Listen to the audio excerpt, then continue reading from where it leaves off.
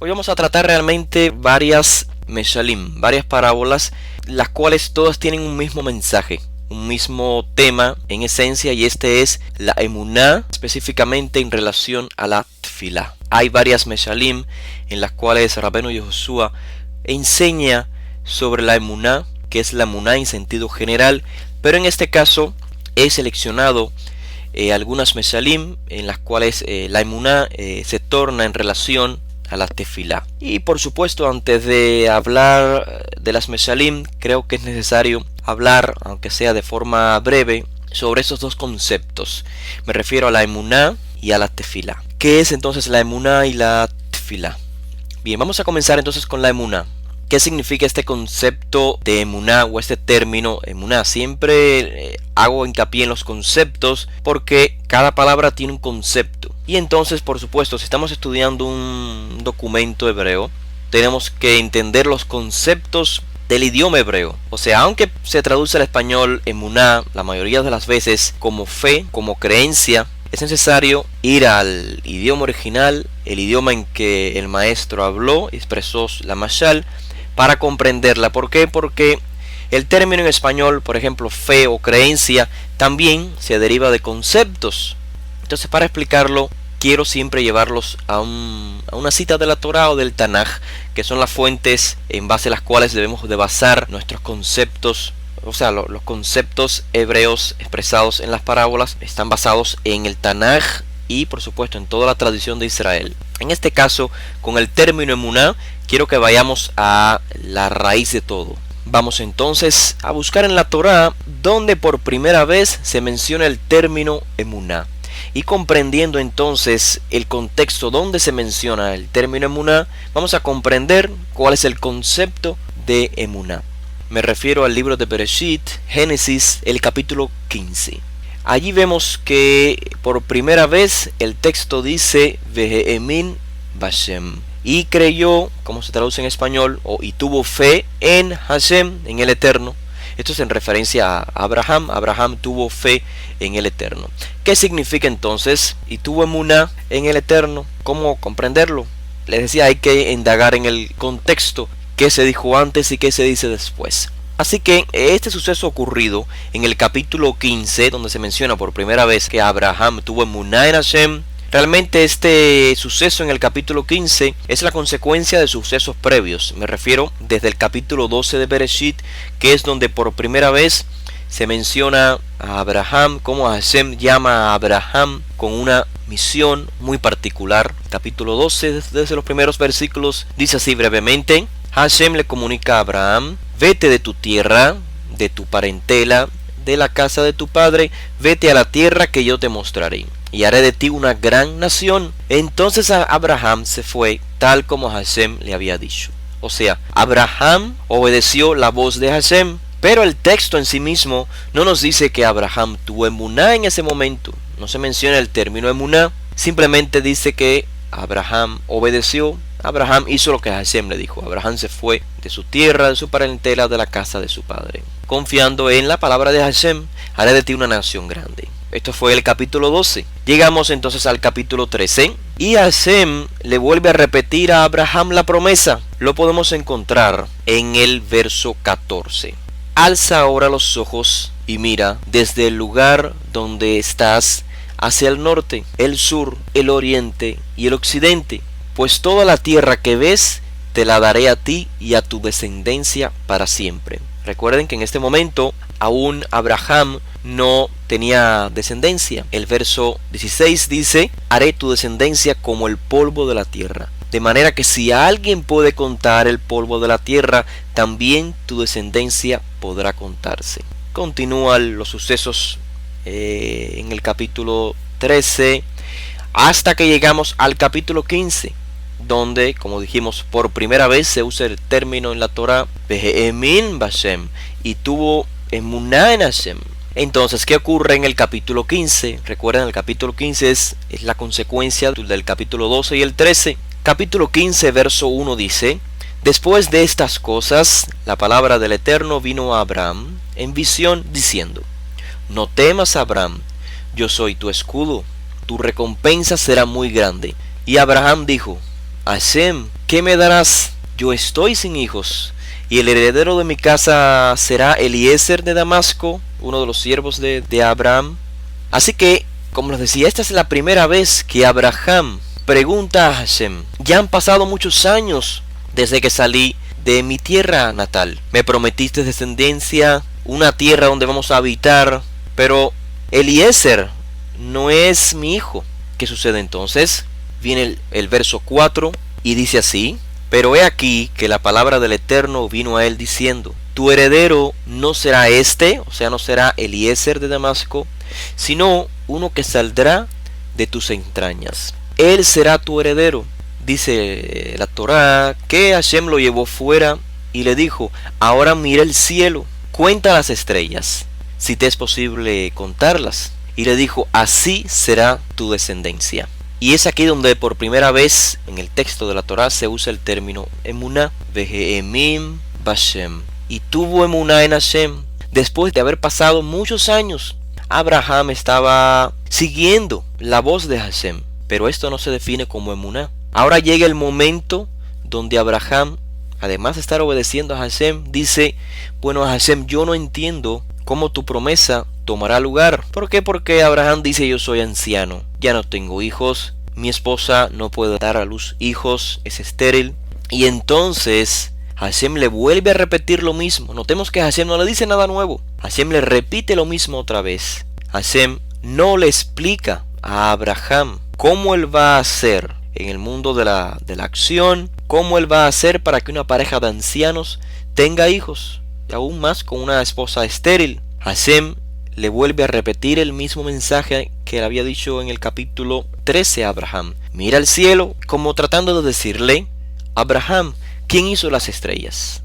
Fui yo, ¿cierto? Entonces, si yo tengo la capacidad de hacer tantas estrellas que eres incapaz de contarlas, entonces también puedo hacer de ti una descendencia que no vas a ser capaz de contarla. Esta es la comparación. Y entonces, en base a esto es que dice el texto: Vehemin Bashem. Y Abraham tuvo emuná en Hashem. O sea, Hashem no le explicó de la manera en que haría una gran nación. Hashem no le dio una explicación en base a lo que él podría comprender, como un anciano y una anciana podrán tener hijos, sino que Hashem le hace una comparación con este principio. Es una comparación entre lo mayor y lo menor. O sea, si yo hice las estrellas, ¿cuánto más fácil es hacer hijos? Y entonces Abraham tuvo emuná. Y este trasfondo, este contexto, nos sirve para comprender entonces el concepto de la emuná. Podemos comprender que emuná es la perseverancia. Emuná es la firmeza, la constancia en alguien o en algo. Pero no de forma, podemos decir, no a ciegas. O sea, no es confiar o perseverar en alguien o mantenerse firme en alguien a ciegas. No, como vemos en el caso de acá de Abraham. Sí, Abraham tenía cierta noción de quién le ha hecho la promesa. O sea, Abraham conoce la capacidad. ¿Quién me está hablando? Es Hashem, es el creador de todo. Y esto es lo que Hashem le transmite. Abraham, yo hice las estrellas. Abraham no puede comprender todo esto, por supuesto. Ni Abraham ni ningún ser humano podemos comprenderlo. Eso está fuera de nuestra capacidad como seres humanos. Pero sí tenemos un conocimiento. Cierto conocimiento. No un conocimiento pleno, pero sí cierto conocimiento. Desconocemos el futuro. No sabemos qué ocurrirá. Pero en base a cierto conocimiento es que entonces podemos perseverar. Entonces, concluyendo el concepto de emuná, podemos decirlo de esta manera simple y breve. Emuná no es simplemente obediencia. No. Emuná es mantenerse constante en algo que ya comenzó, aun cuando las circunstancias son adversas. Y esta es la importancia de la emuná. Si todo está bien, si no hay problemas, entonces realmente no existe la emuná.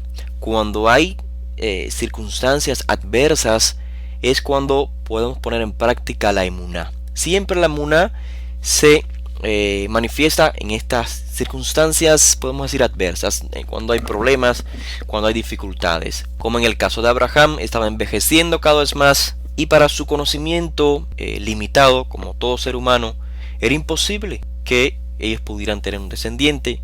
Y Hashem entonces le da cierto destello de luz en base a un principio muy natural para el ser humano. Si yo pude hacer las estrellas, Abraham, ¿cómo no voy a poder hacer que tengas hijos? ¿Qué es más difícil? ¿Que tengas hijos o crear tantas estrellas? En base a esto entonces es el que el texto dice: y tuvo Abraham emuná en Hashem. Esto es entonces emuná, la perseverancia, la constancia, aun cuando las circunstancias no son llevaderas. Lo mismo podemos ver después de este patrón o de este formato ya desde el inicio de Bereshit, donde se habla de la emuná. Lo mismo lo podemos ver entonces en el resto del Tanaj. Por ejemplo, en el libro de Shemot, cuando se habla de la redención de los hijos de Israel de Egipto por medio de Moshe, recordamos que salen de Egipto y llegan ante el Yam Suf, ante el mar de juncos o el mar rojo. Dice el texto que todos tuvieron miedo, que todos culparon a Moshe, ahora iban a morir. Después de haberlos redimido de Egipto, al final iban a morir ante el mar. Pero después que Hashem por medio de Moshe abre el mar y logran pasar y se destruyen los carros de los egipcios y demás, entonces dice el texto de la Torah en Shemot que el pueblo de Israel tuvo emuná en Hashem y en Moshe su siervo. Podemos aplicar el mismo principio que aprendimos en el suceso de Abraham. Estaban ellos transitando por algo. Ya había comenzado la redención, el camino hacia la tierra prometida había comenzado. Ya ellos habían salido de Egipto previamente obedeciendo a Hashem y a Moshe, como Abraham salió también de Ur de los Caldeos obedeciendo a Hashem. Entonces, emuná no es obediencia. La obediencia es parte de la emuná, pero emuná no es obediencia necesariamente. Habían salido de Egipto obedeciendo a Hashem y a Moshe, el líder. Pero ante el Yam Suf dudaron, como también dudó Abraham. No comprendían cómo en el mundo de la acción se puede lograr cruzar este mar. Abraham no comprendía en el mundo de la acción cómo puede ser que su esposa estéril tenga un hijo ya en la vejez. ¿De qué manera entonces se crearía la nación de Israel? Pero cuando logran pasar el Yam Suf, dice el texto en Shemot que tuvieron emuná en Hashem y en Moshe. Es decir, continuaron el camino, permanecieron firmes, permanecieron constantes. Ellos no sabían el final. Ellos no sabían si llegarían o no a la tierra prometida. No pueden tener certeza de esto. Es imposible conocer el futuro, pero en base a las cualidades de Hashem, a las cualidades de su elegido de Moshe, ellos podían mantenerse constantes. Ellos podían continuar el camino. Lo mismo con Abraham. Abraham no comprendía, no podría comprender el futuro, cuándo o cómo tendría un hijo. Pero Abraham, en base al conocimiento de Hashem, o sea, en base a que Hashem tiene la capacidad de hacer las estrellas, en base a las cualidades que conozco de Hashem, que tiene esta capacidad, entonces yo puedo seguir, yo puedo mantenerme constante y por consecuencia obedezco. Bien, espero que haya sido claro, aunque ha sido de manera concisa, muy breve, pero hemos ido al punto. Entonces vamos a hablar también de lo que significa la tefilá. Recuerden, la razón por la que estamos explicando el término emuná y ahora vamos a explicar el término tefilá es en razón a que vamos hoy a hablar de codificar parábolas cuyo tema principal es la emuná en la tefilá. Habiendo explicado entonces qué es la emuná, vamos a explicar qué es la tefilá. El término tefilá deriva, como muchos de ustedes ya sabrán, de un verbo en hebreo que es leitpalel. Lo interesante de este verbo, leitpalel, es que aunque se traduce en español como orar, realmente leitpalel es un verbo reflexivo, cuando la acción se refleja en el sujeto. En español, ustedes saben, existen verbos reflexivos de igual manera, como por ejemplo vestirse, lavarse, juzgarse, etc. Así, de igual manera, entonces debemos comprender lo que en español decimos orar, debemos comprender que cuando hablamos bajo el contexto hebreo, estamos usando un verbo reflexivo. Para comprender entonces qué es tefilá, cuál es la raíz realmente, en hebreo casi todas las palabras tienen una raíz, usualmente de 3 letras básicas. En este caso del verbo leitpalel es la pei, la lamet y la lamet. Entonces nos podemos dar la tarea de buscar esta raíz en el Tanaj. Y si lo hacemos, vamos a comprender así entonces realmente el concepto de tefilá. Se refiere a juzgar, a analizar, a determinar, a tomar una decisión final. Por ejemplo, tenemos en el libro de Shemot, capítulo 21, el verso 22. Dice el texto: si algunos hombres luchan entre sí y golpean a una mujer embarazada y ella aborta sin haber otro daño, ciertamente el culpable será multado según lo que el esposo de la mujer demande de él. Y ahora dice el texto: Venatam biflilim, y pagará lo que los jueces, y aquí viene el término biflilim, que se traduce al español como determinen, y pagará lo que los jueces biflilim, lo que ellos determinen. Vemos que se usa igual acá la raíz del verbo leitpalel, o sea, la pei, la lamet y la lamet. Así que vemos claramente cómo la raíz es usada en relación a la decisión en un juicio, con el fin de tomar una determinación. Claro que previamente hubo que analizar todo el caso, indagar sobre cada detalle y finalmente tomar una decisión, una determinación. Vamos entonces igual al libro de Teilim, el libro de Salmos, capítulo 106, el verso 30. Y ahí vamos a ver que se usa la misma raíz del verbo leitpalel con el mismo mensaje. Dice así: entonces Pinhas se levantó e hizo una determinación y detuvo la plaga. La frase "e hizo una determinación" es vaifalel, de la misma raíz del verbo leitpalel.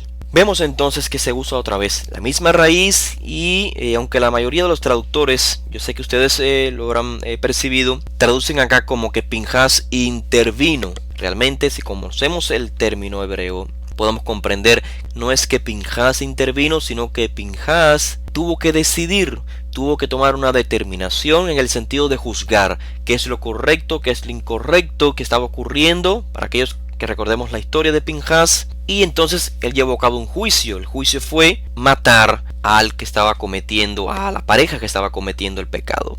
O sea, Pinhas determinó qué hacer para detener la plaga. Esto es lo que dice realmente el texto en hebreo. La pregunta entonces se hace muy obvia: ¿qué relación tiene decidir, determinar, con lo que decimos en español oración, o en hebreo tefilá? ¿Qué tiene que ver determinar con orar?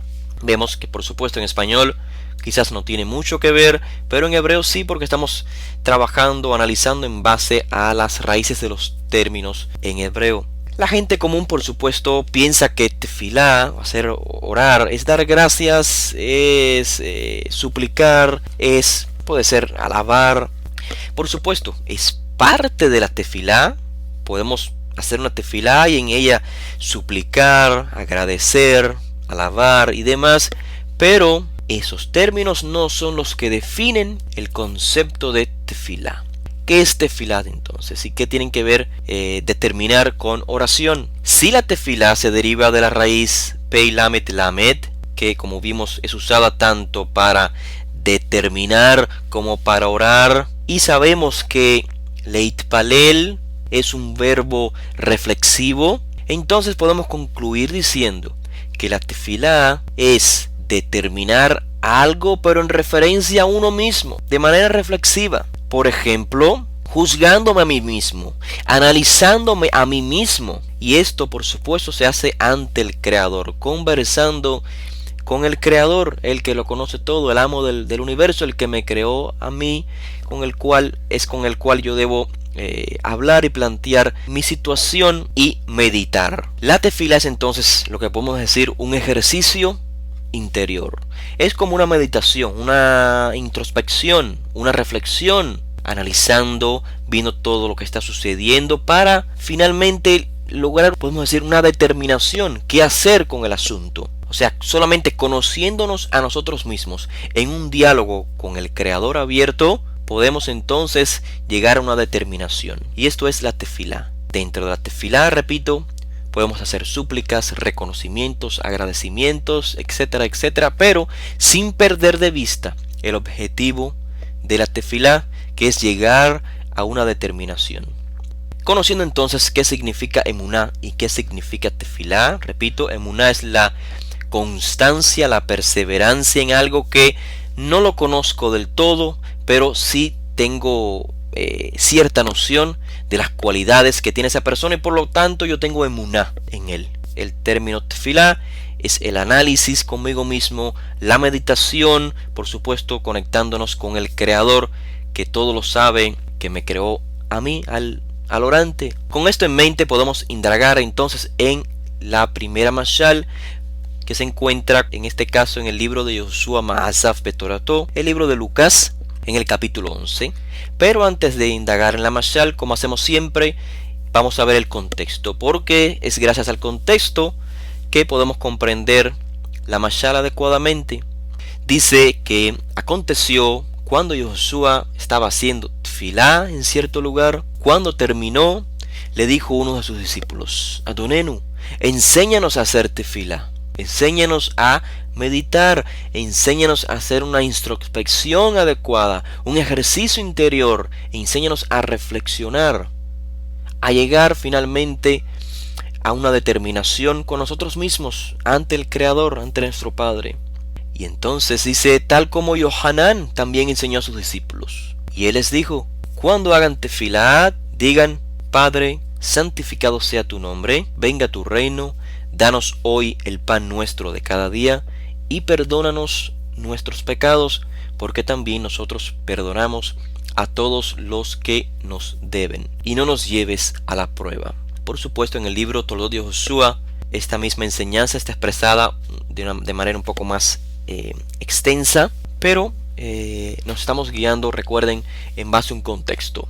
Entonces, en base a este contexto, podemos comprender que él trata de la tefilá. La mashal, Josué les puso posteriormente de explicar, de enseñarnos una estructura sobre la tefilá. Rabbeinu Josué nos revela quién es nuestro Padre, a quién dirigimos la tefilá. Esto se lo revela en las próximas parábolas que vamos a leer a continuación, porque solamente comprendiendo quién es Hashem podemos hacer una tefilá adecuadamente. Por ejemplo, ¿cómo podríamos hablar con alguien si antes no sabemos quién es? Porque si antes no sabemos cuáles son sus atributos o cualidades, ¿cómo vamos a dirigirnos a él? Pasamos entonces a la primera mashal en el texto de Lucas, capítulo 11, el verso 5 al 10.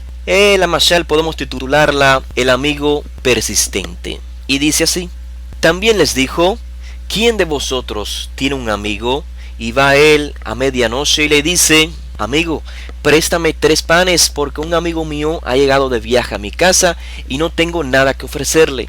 Y aquel respondiendo desde adentro le dice: No me molestes, la puerta ya está cerrada y mis hijos y yo estamos acostados. No puedo levantarme para darte nada. ¿Quién haría esto? Os digo que aunque no se levante a dar algo por ser tu amigo, no obstante, por su importunidad, la importunidad del amigo, por su persistencia, se levantará y le dará cuanto necesite. Y yo os digo, pedid y se os dará, buscad y hallaréis, llamad y se os abrirá, porque todo el que pide recibe, y el que busca halla, y el que llama se le abrirá. Para comprender de mejor manera esta mashal, debemos de saber que uno de los principios más elevados, más sublimes en la sociedad de Israel, desde la antigüedad hasta nuestros días, siempre ha sido la hospitalidad. En hebreo se le denomina a esta práctica Hachnasat Orjim. Hachnasat Orjim, que literalmente significa darle cabida a los viajeros, o sea, ser hospitalarios con los extranjeros. De hecho, Hachnasat Orjim es uno de los mayores actos de Gesed.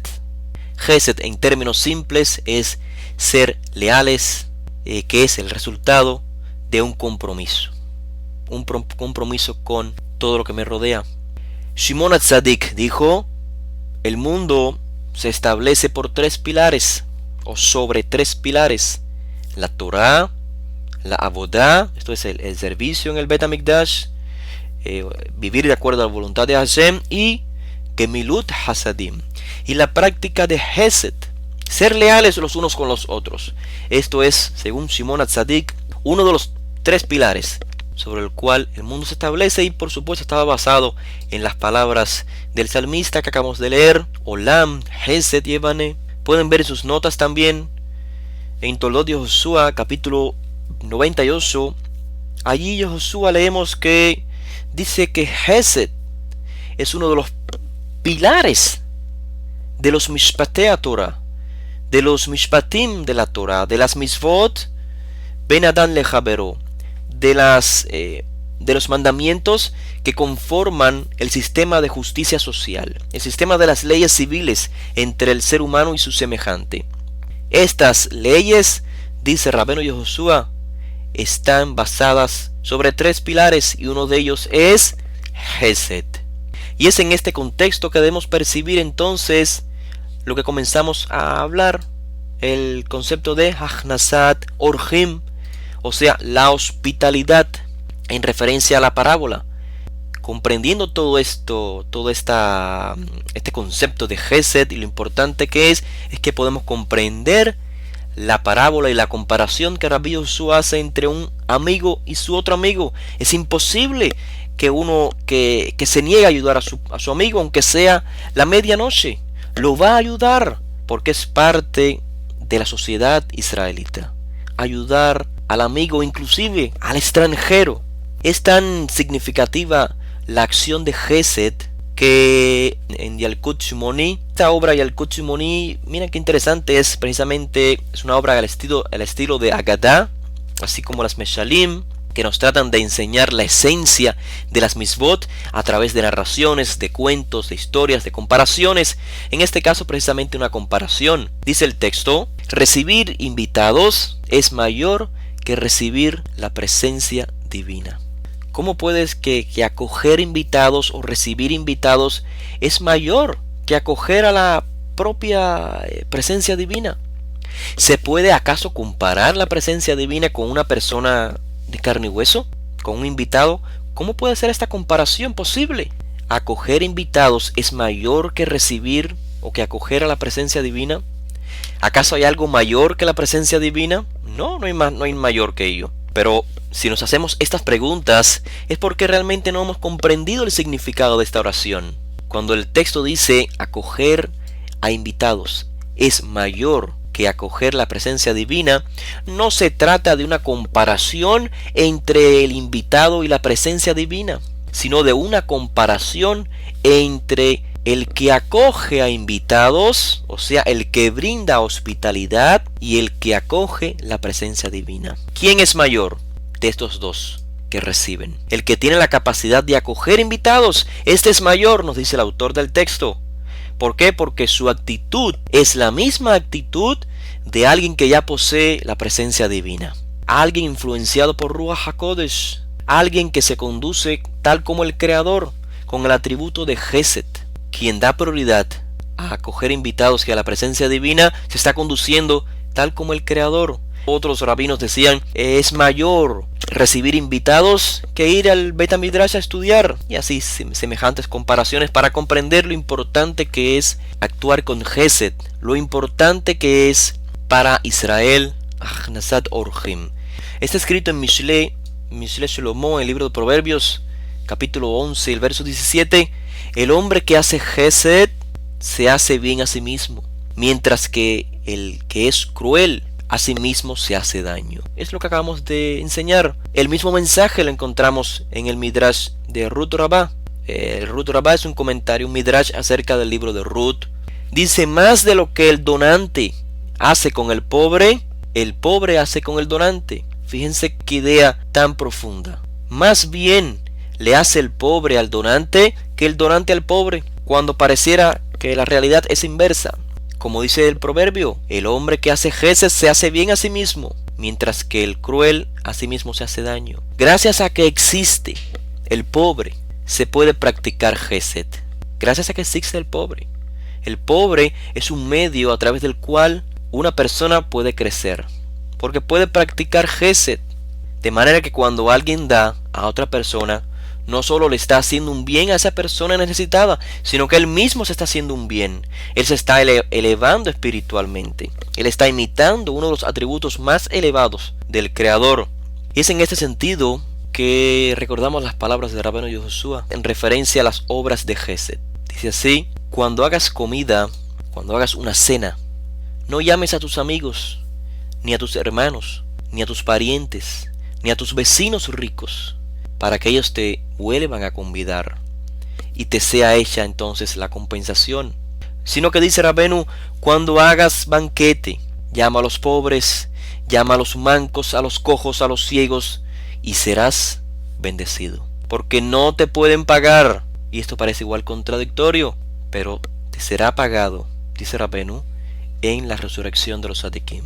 El objetivo no es solamente que ayudes a los necesitados, sino que por medio de esta acción te eleves a ti mismo, imitando los atributos del Creador, que hizo este mundo con el deseo puro, un deseo de dar puro. Como ya leímos en Teilim, Olam Hesed Yevaneh, el mundo se construye con Gesed. Recuerdo una explicación que hizo el Rav Shlomo Carlebach, Alav Shalom, sobre esta expresión de Teilim, Olam Hesed Yevaneh. Explica que este texto no significa que Hashem creó el mundo y luego, cuando vio lo que había creado, se despertó un gran amor en el Creador por sus criaturas. Nada de esto. Sino que el amor existió en el Creador antes de la creación del mundo. Dice Shlomo Carlebach que de hecho la creación del mundo es un acto de amor. ¿Cuánto amor tuvo Hashem que creó el mundo? Hashem dio porque amó previamente.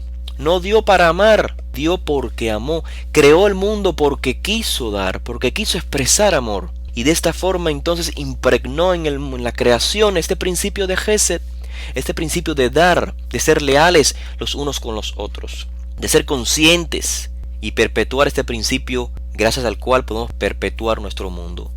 Y realmente hay muchos más ejemplos sobre esta cualidad de Gesed que se manifiesta en la hospitalidad. Como les dije, la hospitalidad es uno de los mayores actos en los cuales se expresa en el mundo de la acción la cualidad de Gesed, la midat Gesed.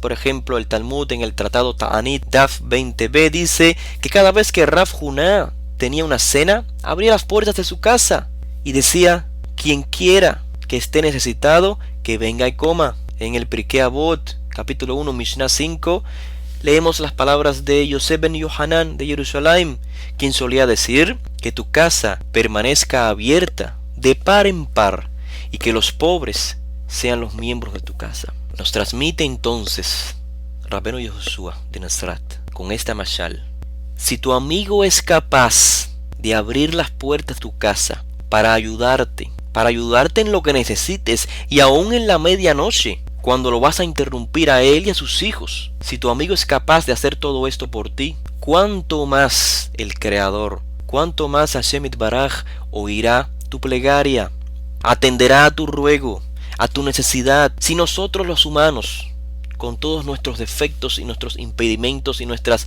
limitantes, actuamos con Gesed, porque claro, alguien mayor que nosotros decretó Gesed sobre nosotros como un principio de nuestro mundo. Si nosotros actuamos con Gesed, ¿cuánto más el Creador? ¿Cuánto más la fuente de Gesed? Entonces nos dice Rabbeinu: ¿de qué te angustias? Solo tienes que tener emuná.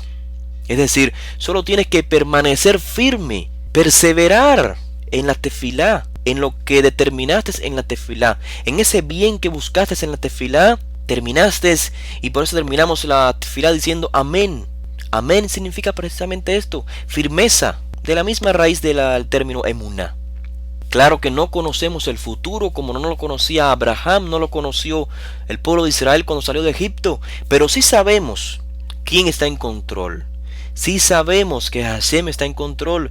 Sabemos que el mismo que creó las estrellas tiene la capacidad de hacer todo lo demás. sabemos que el que rige el mundo puede también regir nuestras vidas. Si conocemos sus atributos, si conocemos sus cualidades y por supuesto las ponemos en práctica, porque esta es la manera en que realmente estamos conscientes de que conocemos sus cualidades. En base a este conocimiento, entonces tenemos emuná. Perpetuamos todo lo que analizamos en la tefilá. Queremos ser mejores, queremos cambiar, queremos decir a Hashem, estoy en esta dificultad, dime qué hacer. Analizamos y en ese análisis, en esa introspección, en esa meditación, seguro que vamos a llegar a una solución.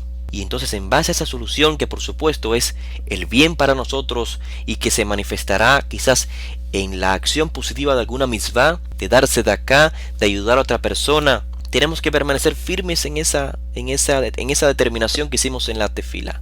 Pero ¿qué tal si pedimos algo en la tefila y no lo recibimos? ¿Qué tal si pedimos sanidad y no por nosotros mismos, ni siquiera por nuestro hijo, sino que pedimos algún beneficio por el bien de otra persona? Y esto no sucede. Rabenu nos dice, tengan emuná. Si un amigo le responde al otro amigo, ¿cuánto más Hashem? Tengan emuná, pero la pregunta es, ¿por qué no sucedió? Y caemos entonces en el grado de Abraham, cuando en el capítulo 15 de Bereshit, como dijimos al inicio, le dijo a Hashem, ¿de qué manera yo voy a ser padre de multitudes?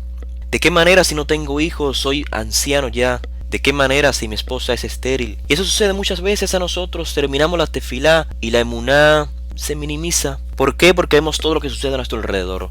Y todo lo que sucede a nuestro alrededor hace que la emuná disminuya. Y para darnos respuesta, ¿por qué las cosas no suceden cuando las pedimos? Es que tenemos la otra mashal.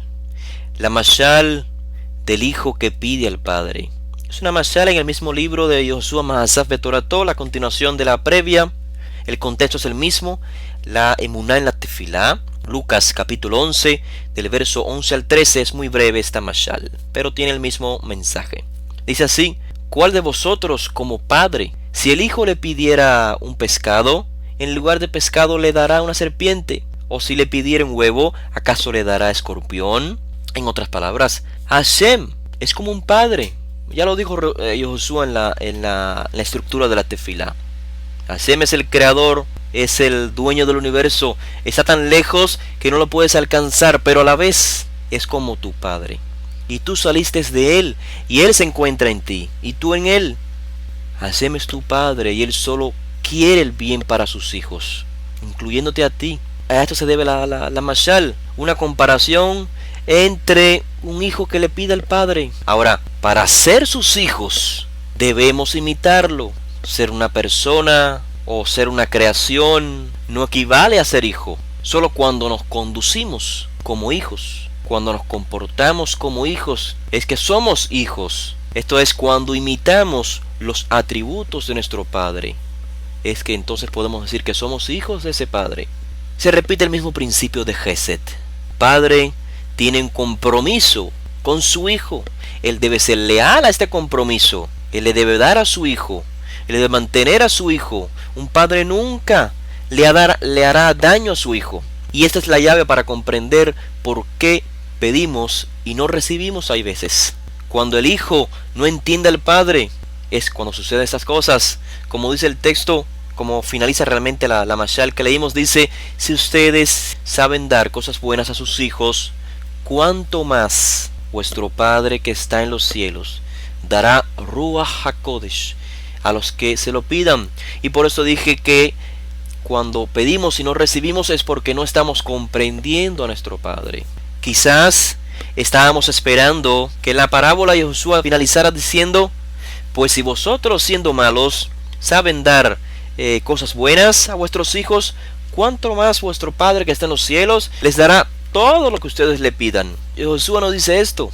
Y Josué dice, ¿cuánto más vuestro Padre que está en los cielos les dará Ruach HaKodesh a los que se lo pidan? ¿Qué es Ruach HaKodesh? Ruach HaKodesh es la influencia divina en nuestro mundo, la influencia de Hashem, del Todopoderoso en nuestro mundo. Con Ruach HaKodesh podemos percibir la realidad superior. En otras palabras, con Ruach HaKodesh sabremos qué pedir, sabremos qué decirle a nuestro Padre. Ruach HaKodesh es ese puente, es esa conexión, es ese espíritu que nos conecta al espíritu de nuestro Padre, para tener una misma mente, una misma proyección sobre la realidad.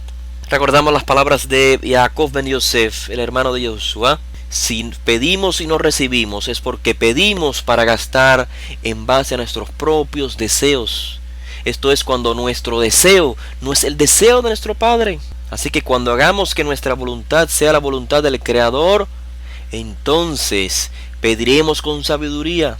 Entonces tendremos una percepción mayor de la realidad. Cuando pedimos, sobre todo, Ruach HaKodesh, pedimos sabiduría, pedimos comprensión, Da'at, Binah, Jochma. Eso se logra por medio de Ruach HaKodesh. Discernimiento, comprensión, sabiendo por encima de todo que nuestro Padre lo conoce todo y las circunstancias deben entonces ser en base a nuestra petición. Hay circunstancias que lo que percibimos con nuestra mente finita no es lo mejor, pero solo bajo la influencia de Ruach HaKodesh comprendemos las circunstancias de una manera más apropiada. Percibimos todo de mejor manera, y en base a ello es que hacemos la tefilá. Que ya explicamos qué es la tefilá: la meditación, la introspección, tratando de no cambiar a nuestro Padre, no que nuestro Padre cambie de parecer, sino yo cambiar de parecer, yo analizarme, yo buscar qué es lo que debo hacer, cómo mejorar mi camino. Si estoy en una enfermedad, ¿por qué estoy en esta enfermedad? ¿Qué trae consigo la enfermedad? Comprender a Hashem es necesario. Ruach HaKodesh. Hay ocasiones en que olvidamos qué es la tefilá, y esto nos ha pasado a todos. Hacemos un ruego pensando que podemos hacer cambiar al Creador, hacerlo cambiar de parecer, y esto creemos que toma lugar por arte de magia. Pero si recordamos y tenemos presente que la tefilá es un autoanálisis, para yo mismo comprender, para yo mismo dejarme guiar, entonces hacemos una tefilá esperando una respuesta, esperando recibir y no dando órdenes, esperando hacer los cambios necesarios, los que tenga que hacer en mi vida, para poder, no que se cumpla mi voluntad, sino para que se pueda cumplir la voluntad divina. Y este ejemplo tan clásico lo vemos en los días finales, las horas finales de la vida de Josué, en el Har Hazetim, en el Monte de los Olivos, cercano a la muerte, buscando la voluntad, dejando a un lado su voluntad y diciéndole a Hashem: Padre. Fíjense cómo se dirigía a Hashem: Padre, Avia Zadik, Padre justo, yo deseo tal cosa. Si por favor puedes quitar esta copa, hazlo. Pero si no es tu voluntad, si tu voluntad es que yo tome esta copa, que sea tu voluntad.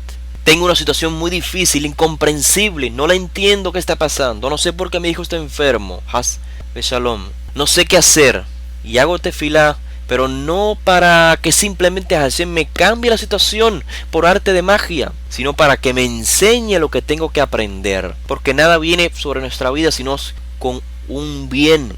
Que tengo que aprender en esta situación? Hashem, Abba, dame las herramientas necesarias para yo hacer el cambio. Y la herramienta necesaria se llama conocimiento, Ruach HaKodesh. Y cuando nos dé esta herramienta, entonces tenemos que permanecer en emuná.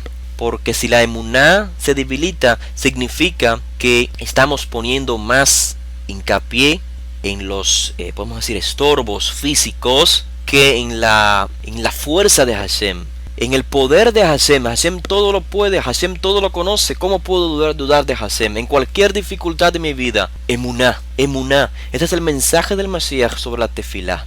Existe esta misma mashal que acabamos de leer en el libro Toldot de Josué, o el libro de Mateo, capítulo 7, el verso 6 y el verso 12. Es la misma mashal, el hijo que pide al padre. Vamos a leerla de manera breve porque tiene un final y un contexto un tanto diferente a la mashal que leímos en el libro Josué Ma'azaf Betorato, el libro de Lucas. Dice así: les dijo: no den carne sagrada a los perros y no pongan vuestras perlas ante el cerdo, no sea que las devasten ante vuestros ojos y retornen a ustedes para destrozarlos. Pidan al Todopoderoso y les dará. Busquen y hallarán. Toquen y les abrirá, pues todo el que pide recibirá. Para quien busca se hallará, y para el que llama se abrirá. ¿Quién entre ustedes a quien su hijo le pidiere rebanarle pan, le dará piedra? ¿O si le pidiere pescado, le daría serpiente? Si ustedes vienen a dar buenas dádivas a sus hijos, cuánto más vuestro Padre que está en los cielos dará Ruach HaKodesh, su buena inspiración, Ruach HaTová, a los que le buscan.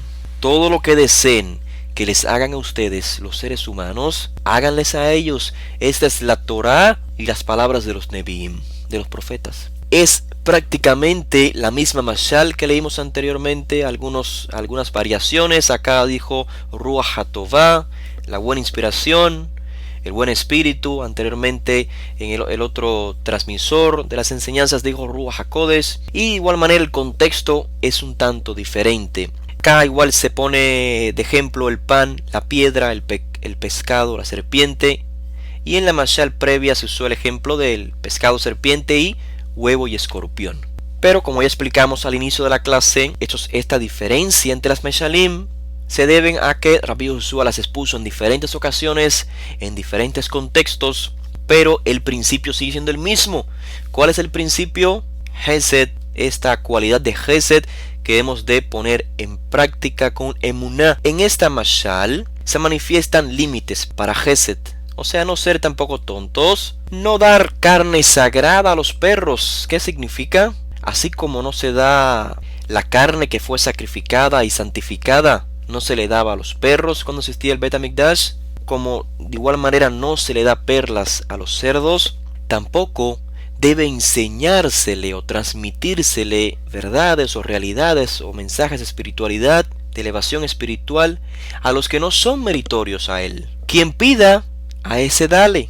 Quien toque, a ese ábrele la puerta y transmítele, pero no a todo el mundo, no a los que no son meritorios. Lo interesante de esta mashal es el fin de la misma. Dice así: todo lo que deseen que les hagan a ustedes las personas, háganles a ellos. Esta es la Torá y las palabras de los Nevi'im.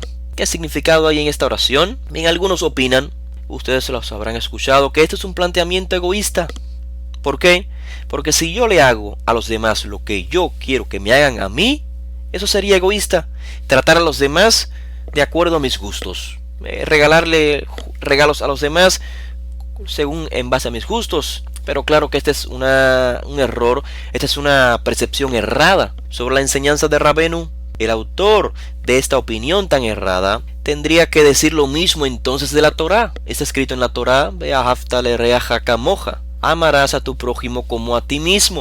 Tendría que aplicar el mismo principio. ¿Cómo voy a amar al prójimo como yo mismo? ¿Sería algo egoísta? Realmente el mensaje es muy claro si comprendemos el contexto. El contexto es: ¿quién es mi prójimo? Dijo Rabbeinu Yoshua en una mashal, la mashal que se conoce popularmente como el buen samaritano, que es un título que realmente derrumba el mensaje original de la mashal, pero en definitiva en esta mashal, en esta parábola, Rabbeinu Yoshua expresa quién es el prójimo y finaliza diciendo: el que hace la voluntad de Hashem. Ese es el prójimo. No cualquiera es prójimo. El que hace la voluntad de Hashem es el prójimo. Por consiguiente, sabemos cuál es el bien para nuestro prójimo. ¿Por qué? Porque ambos estamos en el mismo camino. Ambos buscamos la voluntad de Hashem. Y ese es el punto que tenemos en común, mi prójimo y yo. Buscamos la voluntad de Hashem. Y en base a esa voluntad de Hashem es que yo obro con mi prójimo. Así que ese es el mensaje. Cuando tratemos a nuestro prójimo, tenemos que hacerlo poniéndonos en su lugar, comprendiendo su situación en base a la voluntad divina, sus necesidades y demás. Lo mismo que haríamos si fuese nuestro caso. Estamos buscando hacer la voluntad divina, tenemos una situación en nuestra vida justa, santa, en el camino de la Torá, y tenemos una dificultad. ¿Cómo haríamos? Eso es lo mismo que tenemos, o sea, ese es el mismo patrón, la misma medida, la misma regla que tenemos que aplicar con nuestro prójimo, con el que hace la voluntad de Hashem. Hacer esto entonces es vivir de acuerdo al espíritu de la Torá, como dice el Mashiach. Esta es la palabra, esa es la esencia de la Torá y las palabras de los Nevi'im. Y qué es la Torah? La Torah es la voluntad del Creador, así que vivir la Torah es vivir la voluntad del Creador. Así que cuando imitamos al Creador con un acto de Gesed, como este que se expone en la parábola, al que te pide dale, al que toca la puerta le abres. Cuando vivimos imitando al Creador en emuná es la perseverancia de esa cualidad de Gesed. Cuando vivimos su voluntad, sabemos cuál es su voluntad, y este tema entonces es el que nos conecta con las parábolas anteriores. Si imitamos los atributos del Creador, esto es, si ponemos en práctica, en constancia, con emuná, el atributo de Gesed, entonces, así como nosotros le abrimos al que toque, le damos al que pide, también Hashem nos abrirá cuando toquemos, también Hashem nos dará cuando pidamos. ¿Por qué? Porque estamos viviendo de acuerdo a la voluntad del Creador. ¿Cuál es el requisito? Otra vez vemos en esta mashal, emuná, perseverancia. Llegamos entonces a la última mashal de nuestra clase, que repito, en esencia es el mismo. Esa se encuentra en el libro Yoshua Ma'azaf Betorato, Lucas capítulo 18, el verso 1 al 8. Le he puesto por título a esta mashal la viuda y el juez injusto. Dice así el texto: les decía una mashal para enseñarles sobre la necesidad de hacer tefilá siempre y no desfallecer. Vemos otra vez que se repite el mismo principio, emuná en la tefilá. Y así dice la mashal: había en cierta ciudad un juez que ni temía a Elohim, ni respetaba a hombre alguno, y había en aquella ciudad una viuda, la cual venía a él constantemente diciendo: hazme justicia de mi adversario. Por algún tiempo el juez no quiso, pero después dijo para sí: aunque ni temo a Elohim, ni respeto a hombre alguno, sin embargo, porque esta viuda me molesta, le haré justicia. No sea que por venir continuamente me agote la paciencia. Adoneno Yoshua finaliza la mashal diciendo: escuchad lo que dijo el juez injusto. ¿No hará Elohim justicia a sus escogidos que claman a él día y noche? ¿Se tardará mucho en responderles? Os digo que con presteza les hará justicia. No obstante, cuando el Hijo del Hombre venga, hallará emuná en la tierra. La pregunta que en nuestra mente puede ser: ¿significa esta mashal que Hashem es un juez injusto, así como este juez? Por supuesto que no.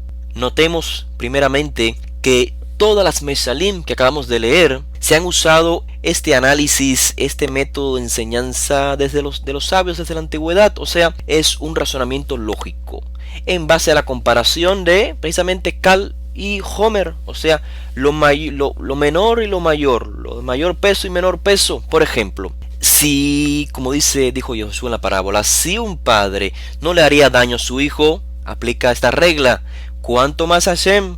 Si los amigos se ayudan mutuamente, ¿cuánto más Hashem no ayudará al ser humano que se conduzca como su amigo? Y aquí acabamos de leer el mismo ejemplo, pero con un juez injusto. Dice Rabenu: si un juez injusto es capaz de hacer justicia alguna vez en su vida, debido a la insistencia, a la perseverancia de una viuda, ¿cuánto más Hashem hará justicia a aquellos que hacen tefilá día y noche, aquellos que tienen emuná en la tefilá? Por supuesto, debemos de aclarar algo.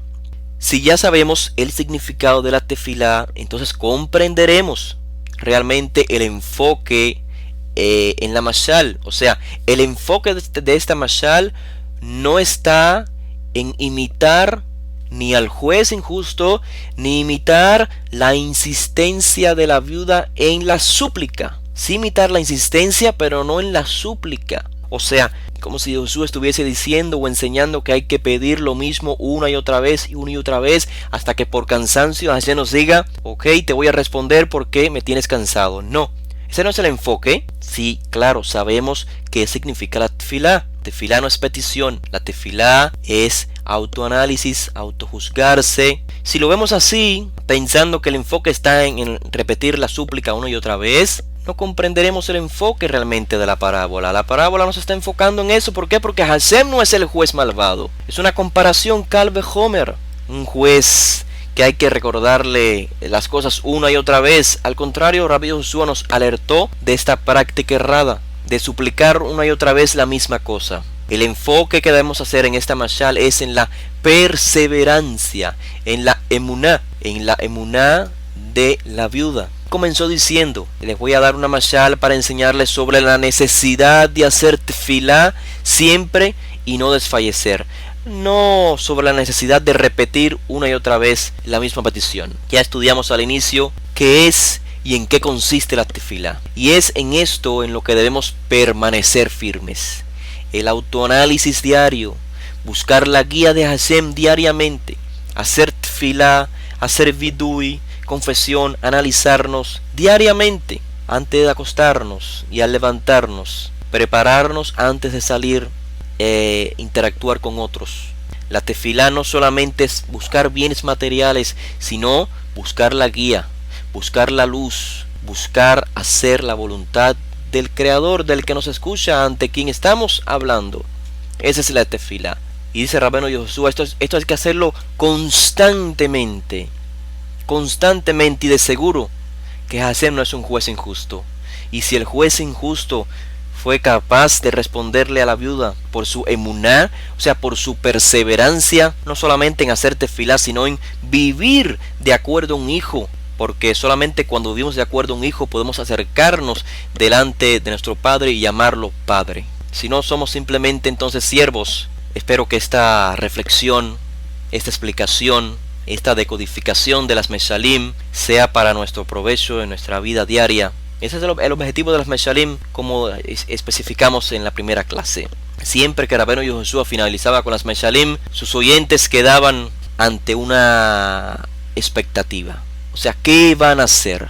¿Qué vas a hacer? Ahora que escuchaste esa realidad, ahora que conoces las cualidades del Creador, quién es Él, ¿qué vas a hacer?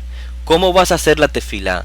¿Vas a hacer una tefilá una vez por semana? ¿Vas a hacer tefilá solamente cuando tengas problemas? ¿O vas a querer hablar con tu Padre día y noche? ¿Vas a querer tener una percepción de la realidad mucho mayor que un simple ser humano? ¿Vas a querer eso diariamente? Entonces dedica el tiempo a hablar con tu Padre.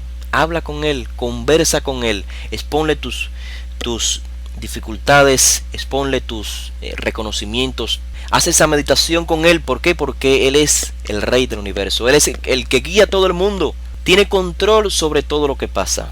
Pero sobre todo, porque es tu Padre, es quien te ama, es quien te creó, no para amarte, sino que te creó como resultado de amor. Así que con esta percepción de la realidad, creo que podemos cambiar o en otros casos podemos mejorar esta relación con nuestro Creador, con nuestro Padre que está en los cielos.